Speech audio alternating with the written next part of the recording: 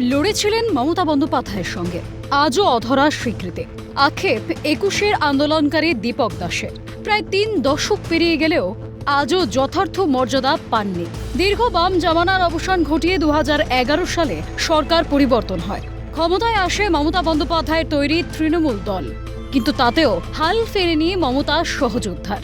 তার আক্ষেপ, মমতা বন্দ্যোপাধ্যায়ের সঙ্গে দেখা করে পরিবারের জন্য একটি স্থায়ী চাকরি বা আর্থিক সহায়তার আবেদন জানিয়েছিলেন, কিন্তু কোনো সাহায্য পাননি। প্রতিবারই শুধু চা বিস্কুট খাইয়ে বাড়ি পাঠিয়ে দেওয়া হয়েছে। বর্তমানে কল্যাণী হাসপাতালে সববাহী গাড়ি চালান দীপক, তাতে কোনো রকম সংসার চলে যায় তার। তিনি বলেন, ৩৩ বছর দল করেছে, কিন্তু কিছুই পাইনি। আজও টিনের বাড়িতে থাকি, তখনও দুঃসময় ছিল, আজও একই পরিস্থিতি রয়ে গেছে। টাকা রোজে দলটাকে নিয়ে এসেছি, ভ্যানে করে, রিক্সায় করে, মাইকে প্রচার করেছি, সিপিএমের সঙ্গে লড়াই করেছি, পাইতে হাঁটিনি। কেস দিয়েছে, 11 বছর কেসের শুধু আপ ডাউন করেছি। আমার বাবা নিজে পয়সা দিয়ে, অল্প পয়সায় মায়না পেয়ে আমার বাবা আমাকে ছাড়িয়ে নিয়ে এসছে, মুক্ত করেছে।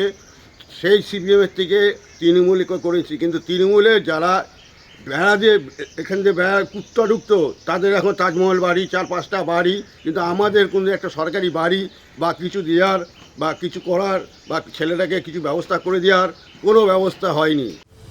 সালটা 1993। সেই বছরে 21শে জুলাই তৎকালীন কংগ্রেসের যুব নেত্রী মমতা বন্দ্যোপাধ্যায় রাইটার্স বিল্ডিং অভিযানের ডাক দেন। অভিযানে অংশ নিতে কলকাতার মেয়র রোডে পৌঁছেছিলেন দীপক দাস। সঙ্গে ছিলেন বিশেষ চাহিদা সম্পন্ন ফুলিয়ার দীপালি বসাকও। দীপালি বসাককেও ধর্ষণের অভিযোগ ওঠে বাম নেতৃত্বের বিরুদ্ধে। তারই প্রতিবাদে আন্দোলনের ডাক দেওয়া হয়। তবে সেই দিনের আন্দোলন মুহূর্তেই রক্তাক্ত হয়ে ওঠে। আন্দোলনকারীদের ওপর প্রথমে টিয়ার গ্যাসের সেল ফাটানো হয়, পুলিশের বিরুদ্ধে গুলি চালানোর অভিযোগ ওঠে। সেই গুলিতে একাধিক আন্দোলনকারীর মৃত্যু হয় এবং গুরুতর জখম হন দীপক দাস। গুলিবিদ্ধ হয়ে অচেতন অবস্থায় পড়ে থাকা পুলিশ তাকে মৃত ভেবে কলকাতার তৎকালীন পিজি হাসপাতালের মর্গে পাঠিয়ে দেন। ময়নাতদন্তের প্রস্তুতির সময় চিকিৎসকেরা বুঝতে পারেন তিনি তখনও জীবিত। এরপর দ্রুত তাকে হাসপাতালে ভর্তি করা হয়। দীর্ঘ চিকিৎসার পর তিনি সুস্থ হয়ে বাড়ি ফেরেন। তারপর থেকে আর খোঁজ নেননি কেউই। মানে সব দেখছি ধাপে ধাপে পড়ে যাচ্ছে। তারপরে শুনছি নাকি মেয়ের ইয়েতে রাইটার্সেও কতগুলি হয়েছে। তারপরে আমরা দৌড়িয়ে পালাচ্ছি। ওই সময় পালাতে গিয়ে তখন আমার পেটের মধ্যে একটা রাবার বুলেট লাগে না কি লাগে, নিজেই যাই না, সেন্সলেস হয়ে যায়। পরিস্থিতি সেলিব্রিটি নিয়ে পরিস্থিতি। যারা উচ্চ ক্ষমতায় যারা আসেনি তারাই এখন পাল্টি খাচ্ছে। দলের মধ্যে যা দেখছি, আমি ফেসবুকে দেখছি, টিভিতে দেখছি, তারাই পাল্টি খাচ্ছে। তাদের সামনে সাইডে বসিয়ে কী লাভ হলো? এর থেকে আমাদের মতন ছেলেদের রাখতো, দলটা আজকে এই পরিণতি হতো না। সহযোগিতা পেয়েছেন? না, ওই আসতো, এসে যেমন তুমি এসছো ওরকম আসতো, খবর নিত, চলে যেত।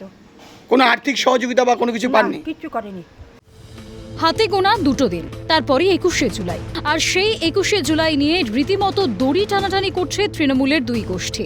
তবে এবার সেই 21শে জুলাইয়ে যাবেন কিনা তা নিয়ে এখনো কোনো সিদ্ধান্ত নেননি দীপক। তার স্ত্রীর দাবি, বামফ্রন্ট আমলে তৃণমূল করলে নানা ধরনের হুমকি দেওয়া হতো। সেই পরিস্থিতির মধ্যেও তারা দল ছাড়েননি। এত বছর ধরে 21শে জুলাই হয়েছে, কখনো আমাদের ডাক পড়েনি। না, এসব তো কিছু দেখিই নেই। আরও হুমকি খেয়েছি আমি। তো স্বামীকে বুথ থেকে সরা, আগে বুথে একটু বসতো, বুথ থেকে সরা, নাহলে মেরে ফেলবো তোকে বিধবা করবো, এর মানে হুমকি দিয়েছি। কারা হুমকি দিত? হুমকি দিত আগে তখন যখন সিপিএম ছিল।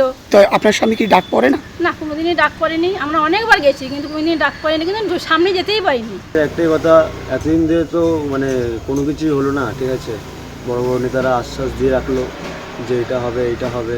হ্যাঁ, আমি কাজ পেয়েছি এসে হসপিটালে কন্ট্রাকচুয়াল আন্ডারে, ঠিক আছে। ওই 9-10 হাজার টাকা মাইনা দিয়ে কী হয়, ঠিক আছে।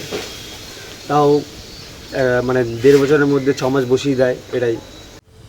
1993 সালে ধর্মতলায় পুলিশের গুলি চালানোর ঘটনায় ন্যায় বিচার অধরা।